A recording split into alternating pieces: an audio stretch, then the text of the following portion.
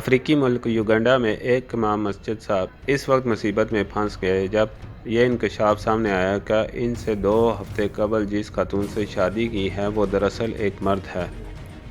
امام مسجد کی ایک خاتون سے ملاقات ہوئی تو انہوں نے اسے شادی کے لیے پرپوز کر دیا۔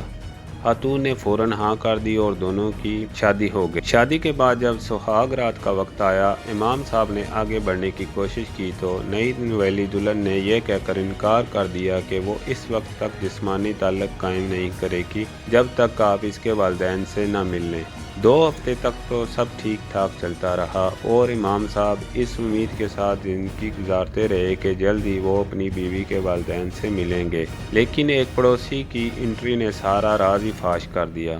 امام مسجد کے پڑوسی نے پولیس کو رپورٹ کی کہ اس امام مسجد کی بیوی کو اس کے گھر میں نقب لگاتے اور ٹی وی اور نقدی چراتے دیکھا ہے۔ پولیس نے امام مسجد کی بیوی کو گرفتار کر کے تلاشی تو یہ انکشاف ہوا کہ اس عورت ہونے کا ڈھونگ کر رکھا ہے اور نسوانی اعضاء بنانے کے لیے کپڑوں کا سہارا لے رکھا ہے۔